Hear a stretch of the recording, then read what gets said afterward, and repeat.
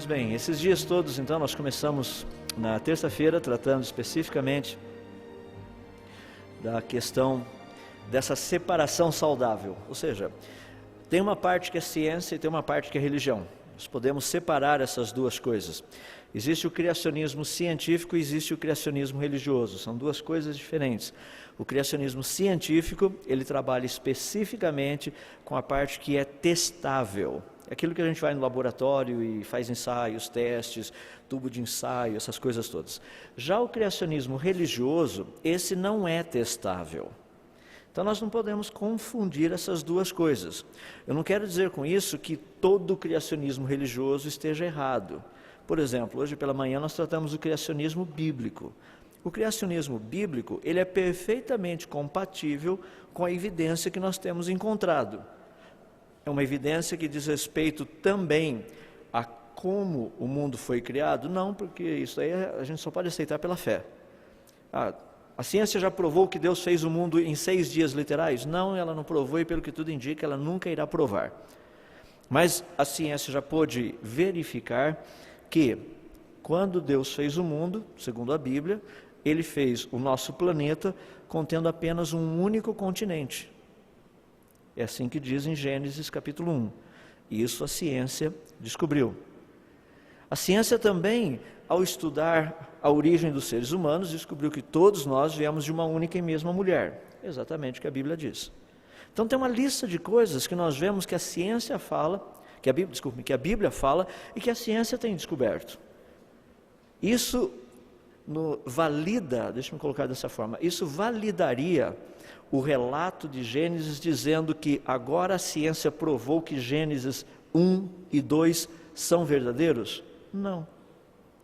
É importante entendermos aonde a ciência está. O que eu quero mostrar é que o relato bíblico, ele não é contra a evidência científica conhecida. Não é. Pessoas acham que existe uma discrepância, mas não existe. O relato bíblico e a ciência devidamente estabelecida, eles não entram em contradição. Então é importante entendermos esses pequenos detalhes, porque muitas pessoas, quando eu menciono essa questão de partes do livro de Gênesis, principalmente nos primeiros 2 capítulos, que a ciência tem descoberto, as pessoas falam, mas que maravilha, então a ciência já provou que Deus criou o mundo. Não, a ciência provou que o mundo foi criado. A ciência não consegue dizer quem criou. Isso é pela fé. Sempre será assim. Porque a Bíblia nos diz que é por meio da fé que nós chegamos ao conhecimento de Deus. O conhecimento qual? O conhecimento de salvação, conhecimento de um relacionamento com Ele, é pela fé. Não adianta nós queremos dar algo para a ciência que ela não tem condição. Tentar fazer com que a ciência prove que o Deus da Bíblia existe. A natureza revela um Criador. A natureza fala da grandeza desse Criador. A natureza fala da sabedoria desse Criador. A natureza fala do poder desse Criador. Daí a pergunta, quem é o Criador? Se você falar, eu sei. A gente faz essa pergunta lá na escola dominical, a garotadinha fica todo mundo levantando a mão e tudo mais, todo mundo sabe, é Jesus. E como é que você sabe? É pela fé. Não tem como provar que foi o Deus da Bíblia que criou todas essas coisas. Então, mais uma vez, nós podemos provar que todas as coisas foram criadas? Sim. Isso é científico. Podemos provar que foi o Deus da Bíblia quem as criou? Não. Isso nós não conseguimos fazer pela ciência. Então, o que eu queria tratar um pouco agora à tarde, dentro desse contexto, é que existe uma quantidade muito grande dos chamados criacionismos religiosos. Se vocês olharem na mídia, sempre que aparece alguma coisa contra o criacionismo, eles estão falando ou do criacionismo religioso ou das implicações religiosas do criacionismo científico. Pode olhar que é sempre alguma coisa assim. Então o pessoal chega e fala assim, estão querendo trazer Deus para a sala de aula. Isso daí é o criacionismo religioso. Estão confundindo todas as coisas, esse negócio de criacionismo não é ciência. Bom, aí depende qual. Porque o criacionismo científico trabalha com propostas científicas, são testáveis. Então eu gostaria de tratar essa questão do criacionismo religioso de uma forma bem prática e bem objetiva. Eu gosto de ler um pouco, e aí eu só gostaria de dar uma dica para aqueles que estão nesse mesmo barco que eu, trabalhando com áreas relacionadas com criacionismo, ensinando biologia, ou seja lá o que for para a garotada por aí. leiam o material dos evolucionistas, conheçam, saibam o que eles estão propondo, saibam o que eles estão pensando. Por exemplo, quantos daqui têm o hábito de ler os livros do Richard Dawkins? Legal, muito bom isso. Precisamos ler. Num dos seus livros, muito interessante, O Relojoeiro Cego, Dawkins começa logo no início dizendo o seguinte: é quase como se o cérebro humano tivesse sido especificamente concebido para não entender o darwinismo, para achá-lo inacreditável. Ele está certo, o cérebro humano não foi feito para aceitar o darwinismo. Nós não fomos, nossa mente, o nosso cérebro, ele não foi programado para aceitar coisas absurdas. Deus nos deu uma capacidade de podermos raciocinar e de avaliar. Por exemplo, qual seria a probabilidade de eu pegar uma enciclopédia britânica, aquelas antigas, com aqueles 32 volumes gigantescos, tirar uma fotocópia de cada uma das páginas, recortar cada letrinha que você tiver em cada página, pegar todas essas letrinhas, colocar dentro daqueles sacos de lixo gigantescos, daí nós pegarmos um desses sacos que tem todas essas letrinhas de todas as páginas dessa enciclopédia britânica, subirmos aí num prédio bem alto, um dia que não tivesse muito vento, nada, joga todas essas letrinhas lá de cima, e o que vai acontecer na rua lá embaixo? Todas as letrinhas vão cair organizando-se, formando cada uma das páginas dessa sua enciclopédia britânica. Rapaz, eu nem coloquei a possibilidade de cair do lado certo, porque um lado não tem nada, do outro lado tem letra, né? Assim que fica no papel. Já imaginou se isso acontecesse? O que você sentiria se você jogasse essa quantidade absurda de letras lá de cima, e lá embaixo tudo caísse organizadinho, formando novamente cada página, cada artigo, cada assunto, direitinho. Sabia que se isso ocorresse, isso seria 1/1000 da probabilidade do DNA de uma ameba ter surgido por conta própria? Eu nem estou falando de ser humano, nós estamos falando de uma ameba. Ou seja, a nossa mente ela já foi programada para funcionar racionalmente. Trabalhar com a parte de probabilidades e estatísticas. Eu sei que ninguém gosta disso, principalmente quando o pessoal começa a estudar a curva de Gauss, aqueles negócios todos aí, daí dá pane. Mas é importante nós entendermos que a nossa mente, ela funciona assim. Tem certas coisas que, quando a proposta vem, automaticamente você chega e fala assim, não vou nem investir nisso daí porque não vale a pena. Como é que você sabe? Porque automaticamente você já faz certas avaliações. O que eu quero dizer é que a proposta da teoria da evolução de uma geração natural, ela não é natural. Não é normal para o ser humano aceitar coisas desse jeito.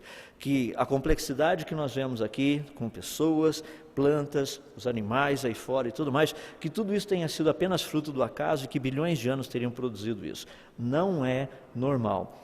É por isso que onde nós olharmos por aí, a gente percebe criacionismo. Os criacionismos existem em várias culturas. Deixe-me dar algumas ideias. Por exemplo, nós temos criacionistas religiosos dentro de quase todas as religiões, dentro de quase todas as civilizações e grupos étnicos do nosso planeta. Por exemplo, como que o Japão surgiu? Se você for no shintoísmo, você vai perceber que tem 2 deuses lá, o Izanagi e o Izanami, e foi justamente desses 2 que surgiu a ilha do Japão. Você acredita?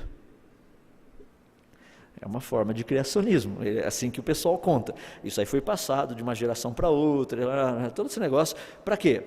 A ilha do Japão surgiu desse jeito. Quando você pensa, por exemplo, no hinduísmo, Vaishvakarman, parece nome bonito de cachorro, mas de qualquer forma, esse é o Deus, é o arquiteto de todo o universo, e ele trabalhava sob as ordens de Brahma. Podia ser da Antártica, da Skol, de outros também, mas no caso aí foi do Brahma. Em outras palavras, ele foi o que criou todas as coisas, ele era o grande arquiteto, mas era um ordenando o outro e assim vai. E tem as explicações mais fascinantes a respeito de como o mundo foi criado. Alguns deles houve uma grande guerra, e do meio dessa guerra surgiu a ideia de fazer alguma coisa e alguns deuses que foram rebaixados e daí eles se tornaram, criaram uma outra raça para... Olha, é uma confusão o negócio. Se você pegar, por exemplo, dentro da mitologia inca, também tem o criador da civilização. Eu não vou nem tentar ler o nome do Zequinha aí, mas o Viracocha é o mais simples. Deve ser o apelido dele, né? Então esse é o apelido do rapazinho aí. Mas esse foi o Deus que teria trazido à existência a civilização. Cada um desses povos, cada um deles, tem os seus mitos de criação. Nenhum povo que nós temos por aí, praticamente chegou, olhou todo esse negócio e falou assim, surgiu espontaneamente.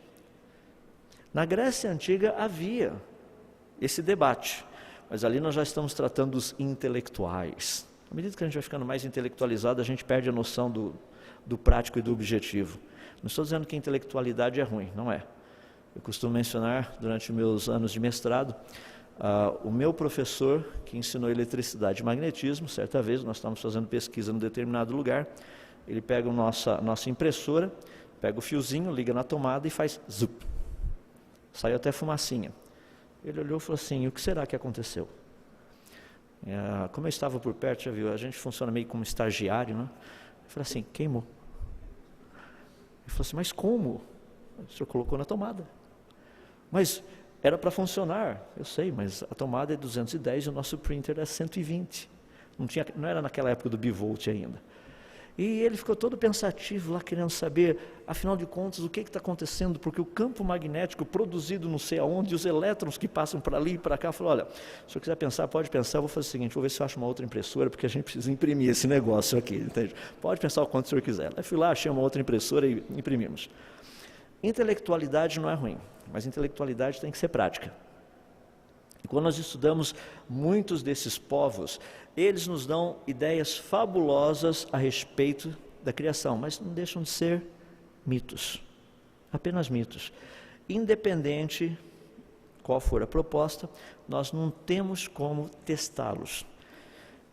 As ideias principais da criação, praticamente, que nós trabalhamos hoje, tanto do criacionismo como também do naturalismo, muitas delas têm vindo dos gregos. Os gregos pensavam muito, então eles gostavam de, pelo menos, colocar de uma forma um pouco mais trabalhada, com argumentos a favor do criacionismo e do naturalismo, do evolucionismo. Tanto é que ideias muito antigas vieram lá dos gregos, por exemplo, a ideia de que sobrevive o que estiver melhor capacitado, essa é uma ideia de Empédocles e Agrigento, foi dada mais ou menos quase 500 anos antes de Cristo. Isso daí não é de Darwin, isso daí não foi escrito por Malpertuis. Ou seja, nós temos um negócio assim, alguém que já sugeriu isso daí, pelo menos 2.500 anos atrás, que todas as coisas vivas teriam vindo da água, ou seja, a vida teria se originado na água, lá nos oceanos, coisa assim. Isso daí foi Tales de Mileto, quem fez essa proposta 2.600 anos atrás. Então nós precisamos entender que tem muita coisa que está circulando que não são ideias novas. Nós trabalhamos apenas, retrabalhamos com essas ideias. Agora, nós temos uma quantidade absurda de sugestões, como eu mencionei, dentro dessas muitas mitologias por aí. Quando eu penso em mitologia, eu estou me referindo a ideias que nem todos concordam. Tem alguns que concordam, outros não, alguns aceitam, outros não aceitam, estou dizendo dentro da mesma cultura. Mas existe um grupo, praticamente de criacionismo, que praticamente toda a cultura concorda. Por exemplo, o criacionismo islâmico.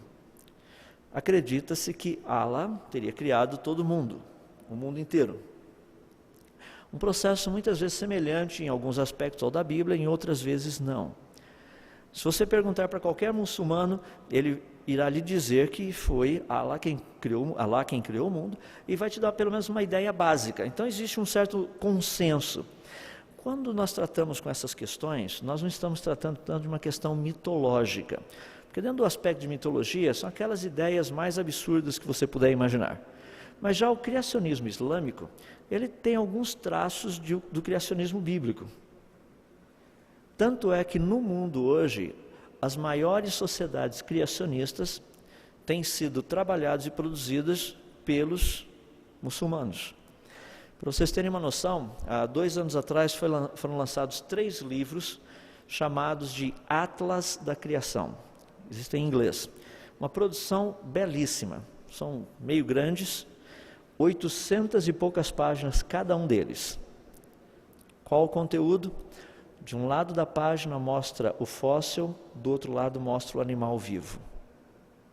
Fóssil, animal vivo. Fóssil, animal vivo. Fóssil, por exemplo, fósseis de tigres, de leopardos, de hienas, de crocodilos, de hipopótamos, de elefantes, e a lista vai, zebra, camelo, e todas essas coisas, datados com 90 milhões de anos, datados com 100 milhões de anos, datados com 80 milhões de anos. O que isso significa?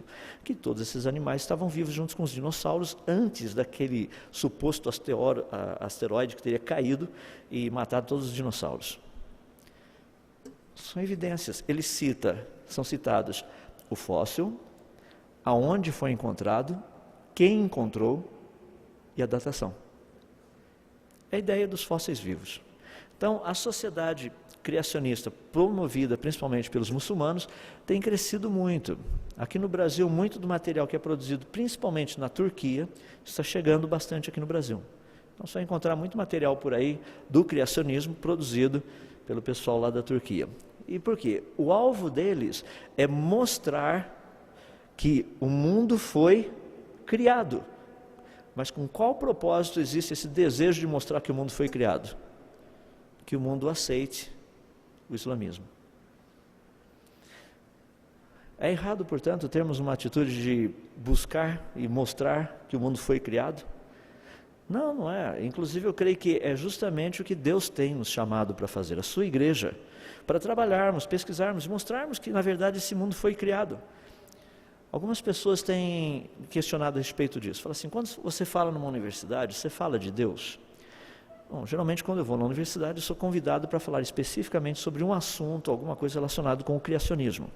Então, nós tratamos do criacionismo. Daí chovem aquelas perguntas e a gente responde perguntas e tudo mais. Geralmente, depois que toda essa parte foi trabalhada, daí existe aquela parte das perguntas que são interessantes. Quais? Quem é o Criador? Eu posso dizer, e eu sempre digo, quem eu acho que é o Criador, é minha fé. Mas por que você acredita nisso? Por que você diz que Ele é o Criador? E a gente vai desenvolvendo tudo isso. Então é importante perceber que ao deixarmos claro a situação de que o universo e a vida foram criadas, nós abrimos uma porta gigantesca dali para frente para começar a discutir quem é o Criador. Mas enquanto isso não estiver claro na mente das pessoas, nós não chegamos praticamente em lugar nenhum. Porque na mente deles continua ainda aquele pensamento: o mundo, o universo, a vida surgiram espontaneamente.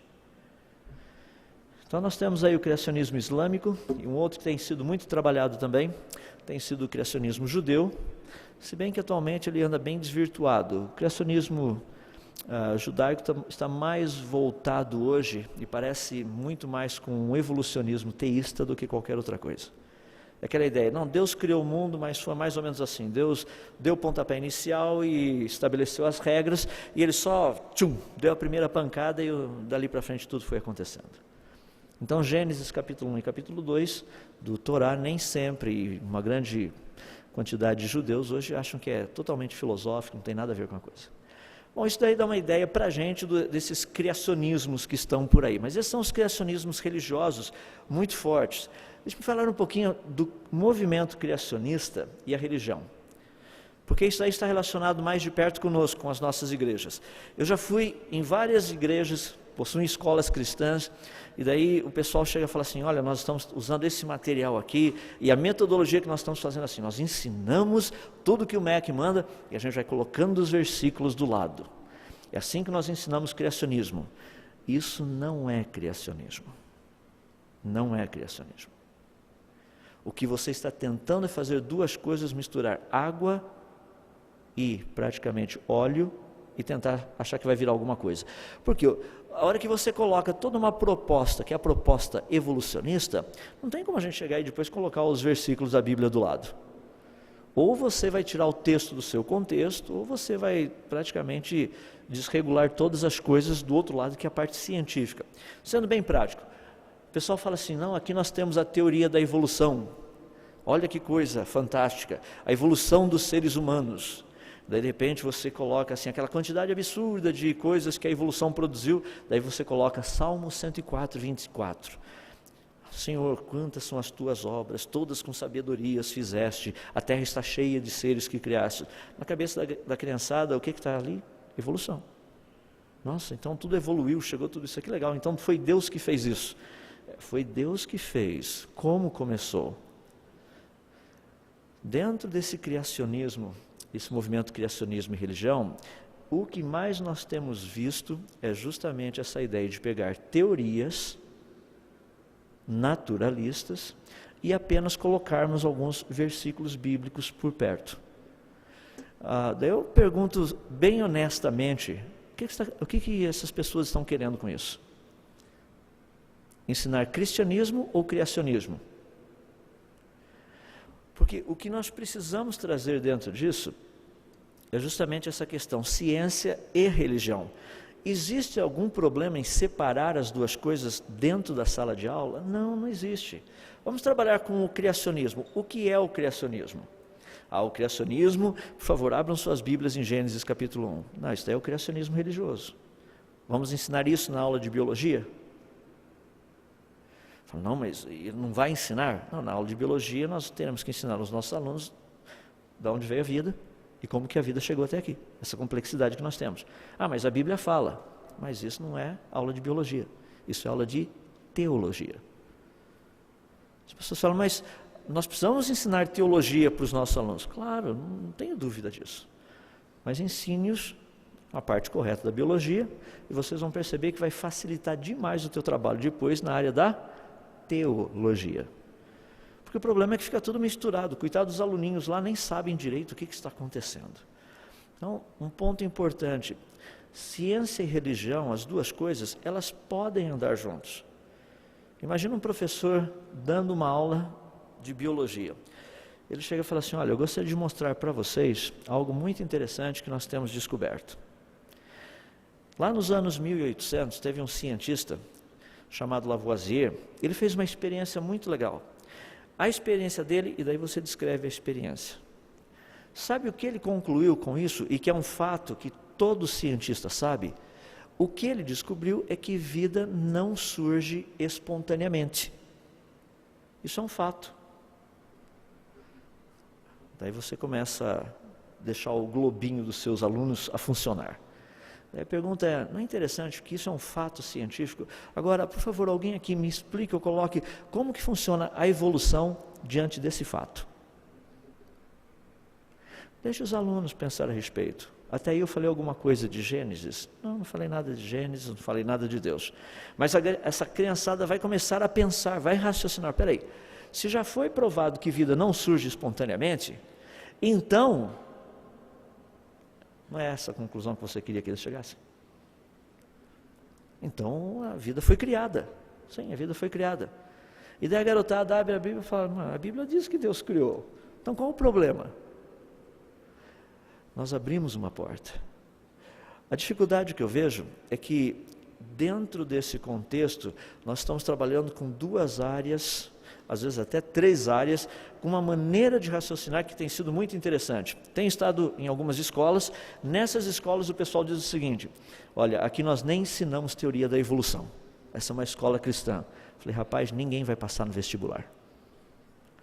Porque no vestibular caem perguntas sobre a evolução. Então ela precisa ser ensinada. Mas se nós ensinarmos evolução, os nossos alunos vão ficar todos confusos. Pode ficar tranquilo. Ensine evolução como teoria. Mas como é que a gente faz isso? Segundo a teoria da evolução, a Terra teria vindo à existência há 4,5 bilhões de anos atrás. Porém, difusão de hélio em cristais de ródio, afastamento lunar, recessão lunar, e você dá uma lista de outras coisas, demonstram que a Terra não pode ter toda essa idade. Daí a garotada começa a pensar, mas eles sabem, aprenderam a idade do planeta segundo a teoria da evolução? Claro que aprenderam. Segundo a teoria naturalista, o universo teria vindo à existência por meio de um Big Bang há 13,7 bilhões de anos atrás. E esse universo teria vindo à existência por meio de leis físicas estranhas e desconhecidas. E agora você já sabe que são leis físicas estranhas e desconhecidas, você pode trabalhar com seus alunos a respeito disso. Por exemplo, o Mar Vermelho se abriu? Eu fiz essa pergunta, foi interessante porque eu fiz essa pergunta há pouco tempo atrás numa universidade. Coloquei aquele slide do livro do Stephen Hawking e logo depois assim, fiz uma pequena pausa e falei assim, alguém aqui acredita que o Mar Vermelho se abriu? Aquela ideia lá da Bíblia, que o povo de Israel foi atravessar e tudo mais. Rapaz, eu nunca vi tanta gente animada, pronto para assim, debochar da Bíblia. E todo mundo, um rapaz falou, tem gente que acredita em tudo. Eu falei, concordo. Até nas coisas mais impossíveis, sem dúvida. Alguém daqui consegue conceber que leis físicas estranhas e desconhecidas poderiam ser consideradas algo crível, ou seja, algo que você pode acreditar? O pessoal olhou e falou assim, mas é óbvio. Eu coloquei o slide do Stephen Hawking. Como que surgiu o universo? Por meio de leis físicas estranhas e desconhecidas. Qual a diferença entre o Mar Vermelho abrir e o universo vir à existência? Nenhuma. As duas só se aceitam pela fé. Inclusive um rapaz levantou um argumento muito interessante e falou assim, mas se um dia descobrirem essas leis? Eu falei, você está pedindo para eu crer? Porque ainda a gente está tratando de fé. Me mostra as leis, daí não há mais fé. Mas talvez lá no futuro, talvez, você disse bem. Você acredita que eles vão descobrir ou não? Ele não queria usar a palavra acredita, mas não tinha como escapar, né? Eu acredito que sim. Se ele falar, eu tenho certeza, também ele está acreditando, não tem jeito. Ou seja, toda uma questão de fé. Então precisamos aprender a separar e sem medo. Não é um problema. Quando nós ensinamos nossos filhos, ensinamos as pessoas lá na nossa igreja, as minhas filhas, geralmente nas provas, durante a época que elas estavam fazendo o ensino médio, o professor fazia as perguntas e elas respondiam. E tinha uma delas que, ela é professora agora, ela era muito interessante, ela chegava lá e colocava as suas ideias todas e de repente colocava mais umas coisinhas extras. Umas coisinhas que ela tinha aprendido lá em casa. E o professor às vezes tirava até ponto. Um dia eu fui conversar com o professor. Por quê? Ele falou assim, não, mas olha a resposta. Eu falei, a resposta está certa. Mas olha o que ela disse aqui. Eu falei, qual o problema? Isso é um absurdo. É mesmo? Eu já fui meio preparado, já aproveitei, peguei as publicações científicas e falei, o senhor está chamando essas pessoas de absurdas? Foram elas quem publicaram isso. Minha filha só respondeu o que esse povo achou. Está aqui a publicação científica. Mas eu não sabia disso. Então, 2,5 pontos na sua carreira profissional aí. Porque deveria saber. Afinal de contas, minhas filhas estão aprendendo aqui, elas estão ensinando coisas que o senhor não sabe. Como é que pode uma coisa dessa? É importante, como cristãos, nós sabermos e conhecermos e podermos trabalhar essas questões. Mas aprenda a usar esse contexto. Ciência se debate com ciência. Vamos trabalhar essas duas coisas. Por que a teoria da evolução está errada?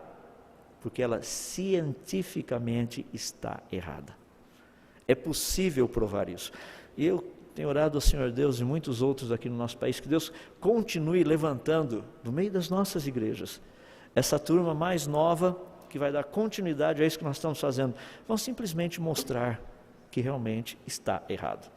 Eu não sei quantos de vocês têm lido um pouquinho de coisas por aí, eu estava conversando até com um grupinho há pouco tempo atrás, para o pessoal mais novo, aqueles que não se casaram ainda, que não são muitos aqui não, mas alguns, provavelmente seus filhos vão chegar assim para você e falar assim, ô pai, ô mãe, é verdade que na sua época o pessoal ensinava darwinismo? Rapaz, vocês eram atrasados, hein?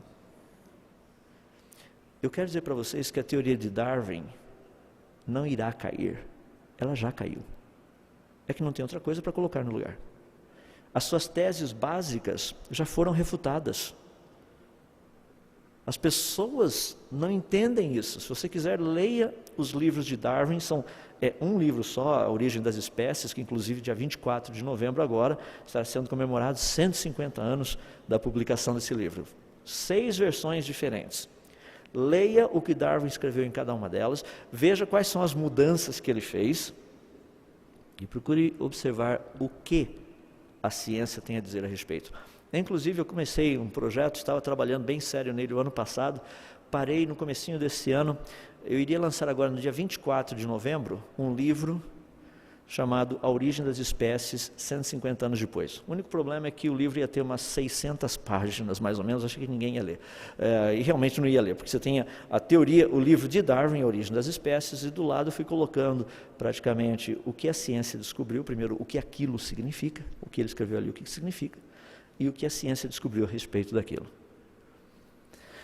Se você lesse as primeiras 100 páginas, praticamente você já ia falar assim, eu já sei o resto da história. É igual novela. Você assistiu os primeiros capítulos, você já sabe o final. É que a gente fica igual bobo ali o tempo todo, só para ver o que vai acontecer, e no final a gente já sabe o que vai acontecer mesmo. Essa é a ideia. Essa é a maneira. Ciência e religião. Se misturarmos as duas, nós vamos ver daqui a pouquinho, precisamos saber qual ciência e qual religião. Mas dentro das posições criacionistas, existem várias delas. Eu queria só dar algumas sugestões, porque tem muito criacionismo religioso por aí. Nós temos, por exemplo, o chamado criacionismo da Terra jovem. Tem um grupo muito grande de cientistas que querem provar que realmente a Terra é jovem. Por que eles querem provar que a Terra é jovem? Para dar validade à Bíblia. Agora, nós não vamos no laboratório para provar que a Terra é jovem. A gente faz teste e de repente a gente descobre que a Terra é jovem. Ciência é feita desse jeito. Tem um outro grupo que é o criacionismo da Terra antiga. Esses já acreditam que a Terra tem milhões de anos, bilhões de anos, ou aqueles 4,5 bilhões de anos, mas Deus criou e Deus o tempo todo esteve trabalhando a respeito disso. Ou seja, de vez em quando Deus fala assim, que legal, está na hora de mudar. Daí, uma mudança pequena, apareceu um outro tipo. Tem também chamado geocentrismo moderno, ou seja, que a Terra é o centro do universo. Tem muita gente trabalhando a respeito disso. Tem um outro também que é o criacionismo dia-era. Estão tentando acertar os dias de Gênesis, mostrando que eram períodos, e procurando de alguma maneira tentar encaixar essa sequência de Gênesis com a sequência da evolução. Então, para vocês terem uma ideia, algumas sugestões. Mas lá em Gênesis diz que literalmente o Sol, a Lua, as estrelas foram criados no 4º dia. As pessoas falam assim, não é bem assim, é que havia uma camada de vapor no planeta Terra, daí à medida que o tempo foi passando, milhões e milhões de anos, essa camada foi dissipando, daí a luz do Sol e das estrelas começou a penetrar pela nossa atmosfera, é isso que o texto quer dizer. Mas eles já tinham sido criados antes. É uma ideia de tentar encaixar as duas coisas. E eu creio que um dos que mais tem entrado ultimamente é o criacionismo progressivo, é esse que diz que Deus nunca parou de criar, Ele continua criando. Deus criou primeiro aquelas formas de vida primitivas, chamadas primitivas, que de primitivo não tem nada, são altamente complexas, mas daí com o passar do tempo, Deus falou, agora está na hora de criarmos os peixes. Daí Ele criou os peixes. Depois já tinha peixe de montão, falou, agora vamos criar os anfíbios. Daí Deus criou os anfíbios. Daí tinha um monte de anfíbios para lá e para cá, agora está na hora de criarmos os répteis. Daí Ele foi e criou os répteis, depois estava na hora, e assim por diante. É um processo criador. Então aquela passagem lá de Gênesis, no finalzinho do 1º capítulo, comecinho do 2º capítulo, que diz que Deus descansou da sua obra que como Criador realizara, ali não é verdade, porque Deus continua num processo de criação. Então todas essas ideias, esses são vários criacionismos, principalmente dentro do contexto evangélico. São criacionismos tentando de uma forma ou de outra juntar a ciência com a religião, no caso, mais especificamente o cristianismo. Então tem muita coisa rodando por aí. Estou dando apenas algumas pinceladas para vocês terem material para poder entender aonde nós estamos, que é uma grande confusão tudo isso. Então nós estamos tentando separar. Existem esses criacionismos, sim, eles não podem ser confundidos com o criacionismo científico. A proposta deles, embora sejam feitos testes em laboratório e tudo mais, é provar que a Bíblia está correta. Eu gostaria de deixar bem claro um pequeno probleminha com isso. Vamos dizer o seguinte, fizemos um teste e agora nós provamos que a Bíblia está correta. Isso significa que para a Bíblia estar correta, ela precisa ser testada pela... Então a ciência tem uma autoridade sobre a Bíblia. Não é assim que funciona. Não é assim que a Bíblia ensina. Então nós não precisamos testar para validar a Bíblia. Pelo contrário, a Bíblia ela é a verdade. À medida que trabalhamos com a Bíblia, o que vai acontecer? você vai entendendo mais e mais, vai conhecendo mais e mais. E à medida que você trabalha com a ciência, e você vai descobrindo os fatos, as evidências, as leis, você vai perceber que elas não são contrárias à Bíblia. Eu queria colocar um pequeno pontinho no meio do que estou trazendo aqui para vocês, que é sobre o design inteligente. Tem muita gente por aqui, principalmente no Brasil, fazendo uma confusão muito grande com o design inteligente. Eu tenho ouvido muito da parte de pastores, alguns líderes, dizendo o seguinte: o design inteligente é uma teoria que está entrando na igreja tentando tirar Deus fora da criação. Não, a teoria do design inteligente, nós precisamos entender o que ela é. Ela é uma teoria científica. Não é, primeiro, deixar bem claro, não é uma teoria tentando derrubar as ideias de Darwin. Não é. Porque essa teoria, ela foi proposta 57 anos, ela foi publicada 57 anos antes de Darwin ter publicado o seu livro A Origem das Espécies. Então é uma teoria mais antiga do que a proposta de Darwin. Então não pensem que é uma teoria nova, não é. A proposta já tem mais de 200 anos. Uma outra coisa que é muito importante, ela é uma teoria científica com consequências empíricas, desprovida de qualquer compromisso religioso. Não está se procurando por sinais de inteligência para provar Deus. Estuda-se os sinais para ver se eles, na verdade, foram produzidos por meio de processos naturais ou se a origem deles não é a natureza. Mas a questão está relacionada apenas com sinais de inteligência. O criacionismo ele é mais abrangente. Ele estuda todas as coisas, independente de serem sinais de inteligência, isso daí faz parte do pacote. Nós queremos saber se esse processo aqui, ele poderia ter sido criado espontaneamente ou não, se esse corpo, se essa forma de vida, é assim que funciona o criacionismo. Então, dentro dessa questão, só umas pinceladinhas para entendermos um pouco mais do design inteligente. A ideia principal ali é descobrir informação codificada. Por quê? Para eles, para o design inteligente, isso é muito importante, porque nós já sabemos que toda informação, ela é produzida por atividade mental. Processos naturais não produzem informação. Daí um trabalho assim, muito sério para a gente poder desenvolver essa ideia. Tanto é que o exemplo que eu tenho dado, creio que vocês já viram, é justamente dessas duas imagens que nós temos aqui. Eu sempre pergunto às pessoas: o que você está vendo na imagem da direita? O pessoal fala: estou vendo um cavalo, um pônei. E na da esquerda? Da esquerda estou vendo um cachorro, uma ovelha. No fundo, o que nós estamos vendo são plantas. Mas você identificou uma forma. Por quê? O que você está identificando é informação. Você sabe que processos naturais não produzem aquilo. Então nós temos todo um trabalho bem interessante nessa área de design inteligente, que muitas vezes tem sido confundido. Só um exemplo rápido. Quando nós trabalhamos com sinais de inteligência, existe toda uma metodologia científica por trás. Eu vou dar a parte mais simples, sem entrar na parte técnica. Um exemplo, existem 5 níveis que nós avaliamos códigos, para ver se esses códigos têm informação ou não.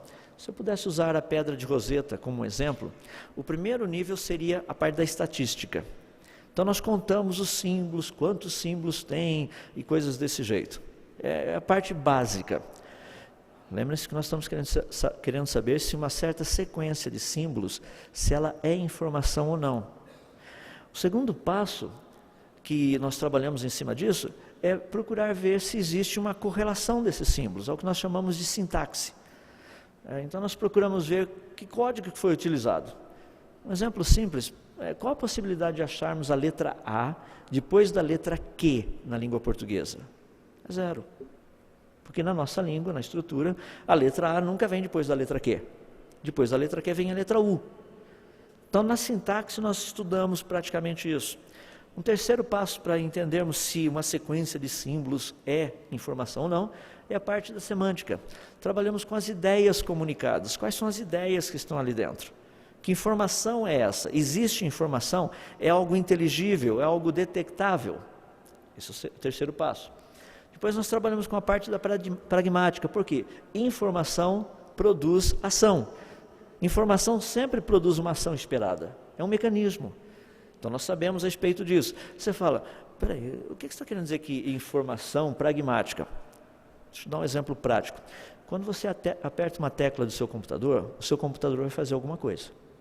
Como é que ele sabe o que é para fazer? Porque um pequeno sinal elétrico vai passar por um monte de fiozinhos, vai chegar num certo lugar para falar, faça isso.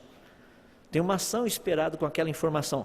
Já imaginou se chega um montão de sinal elétrico e lá a CPU do seu computador não sabe o que fazer com aquilo? Informação produz uma ação esperada. Não somente isso, um quinto nível que nós colocamos, que é a parte da apobética, toda ação esperada produz um propósito a ser atingido. Então, o que você quer que a coisa aconteça? Eu vou apertar essa tecla, eu quero que o negócio ali imprima. Então, você aperta essa tecla e fica esperando, e nada acontece. Qual o propósito a ser atingido na hora que você apertou aquela tecla? Qual vai ser a ação? Fazer com que o printer comece a funcionar. Com qual propósito? Para que o negócio seja impresso. Então tem toda uma dinâmica em cima disso. Só para você ter uma noção, como que nós aplicamos rapidinho isso, pega esses 5 níveis, que são níveis que nós trabalhamos com a matemática, e coloca, por exemplo, essa mesma ideia dentro do DNA. Então, só para ter uma noção, dentro do DNA, qual o sinal transmitido? O número dos nucleotídeos. Qual o código utilizado? As sequências dos ATCGs, adenina, timina, citosina, guanina. Quais são as ideias comunicadas? A ordem dos aminoácidos. Qual a ação esperada? Formação de proteínas. Qual o propósito a ser atingido? Preservação da vida. Tem uma sequência. O que isso significa? Que o código que está ali no DNA, ele é informação. Se ele é informação, qual a origem dessa informação? O que nós já vimos? Que informação só é produzida por atividade mental.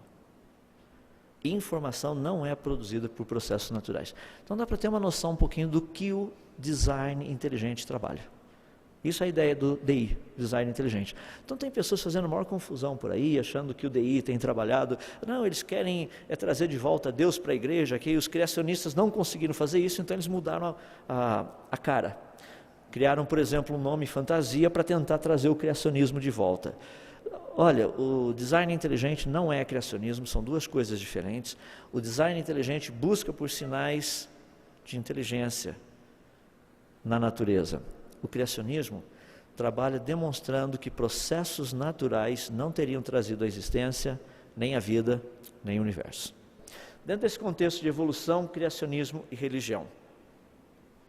Eu mencionei hoje pela manhã que talvez uma das maiores junções que tem sido procurado fazer é justamente misturar essa ideia do evolucionismo teísta. Ou seja, nós pegamos a teoria da evolução, colocamos dentro do contexto de Gênesis, damos uma pequena misturadinha com religião, e daí sai o pacote todo feito. Ou seja, o que sai? Sai um evolucionismo teísta. Algumas questões são muito importantes aí, eu não sei como vocês trabalham com essa questão. Dentro das igrejas, ou dentro das suas igrejas, vocês vão perceber muitos jovens que dizem o seguinte: eu sou evolucionista, mas eu também sou criacionista. Peraí, o que você quer dizer com isso? Que você é corintiano e palmeirense ao mesmo tempo. Alguma coisa aí não está certa. Não dá para torcer para os dois simultaneamente. Provavelmente você não é nada.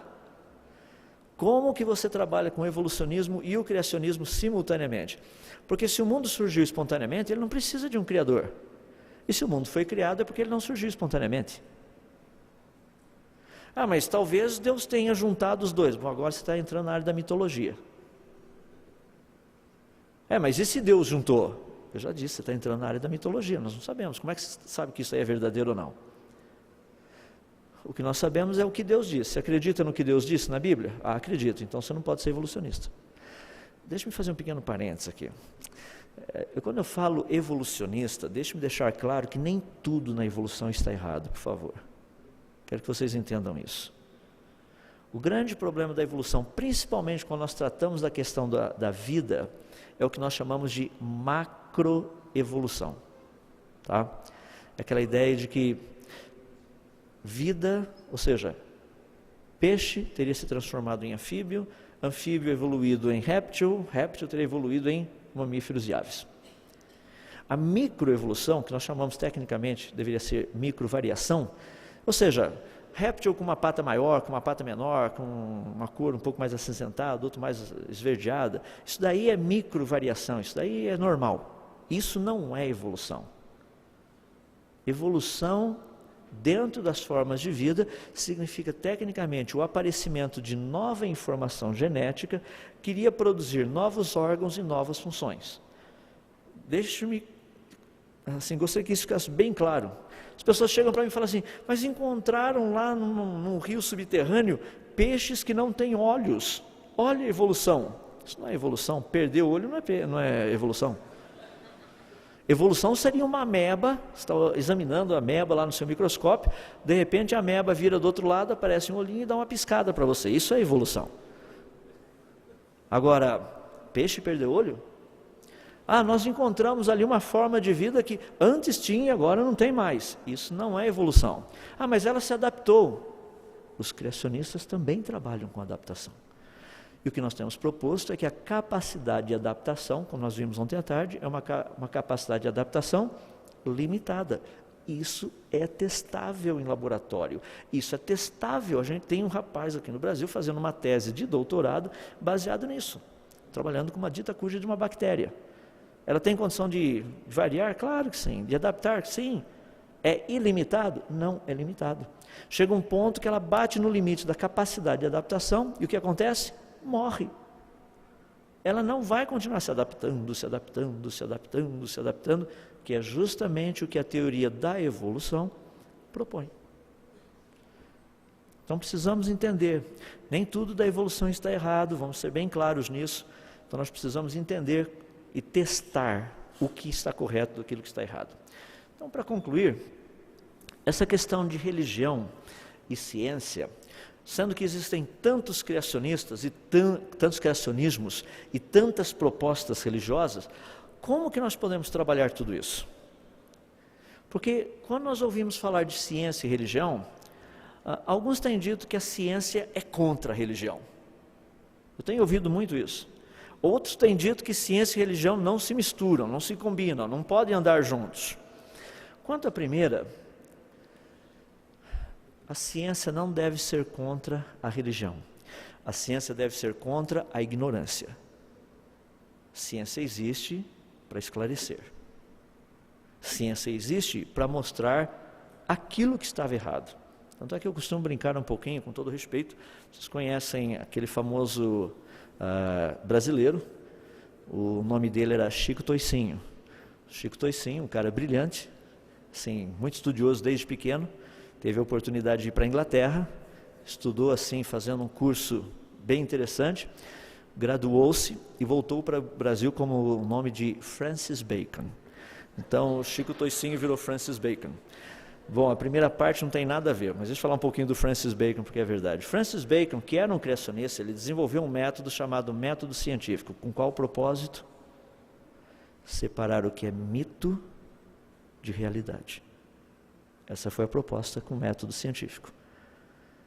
Precisamos aprender a usar isso até hoje. Ciência deve trabalhar com isso, para separar aquilo que é mito, Big Bang, daquilo que é realidade, as estruturas que nós encontramos no universo. Para separar aquilo que é mito, que vida surgiu espontaneamente, daquilo que é uma realidade, a complexidade da vida. Separar mito de realidade. Assim deve funcionar o método científico. Quando as pessoas dizem, não, mas tem alguns que dizem que ciência e religião não andam juntos ou não se misturam, a pergunta que nós devemos fazer é uma bem simples. Qual ciência e qual religião? Volto na tese que eu coloquei hoje pela manhã. Toda ciência devidamente estabelecida e toda a Bíblia corretamente interpretada nunca entrarão em contradição. Teste, só por curiosidade, estude qualquer um dos outros criacionismos que a gente tem por aí, sem ser o criacionismo bíblico, e procure comparar esses criacionismos com o que a ciência tem descoberto. Depois pegue o que a Bíblia nos diz e compare com o que a ciência tem descoberto como leis e evidências, não teorias. Deixar bem claro, gente chega para mim e fala assim, mas a teoria da evolução e a Bíblia não batem. Verdade. A teoria da evolução é uma teoria.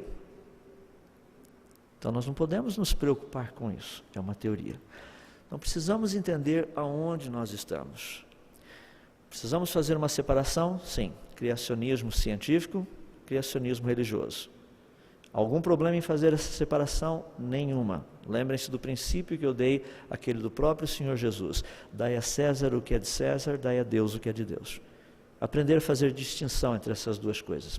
O criacionismo científico, ele é religioso? Não. Ele não está baseado em pressuposições religiosas. No entanto, ele possui implicações religiosas. Mas e o criacionismo bíblico? Ele é testável?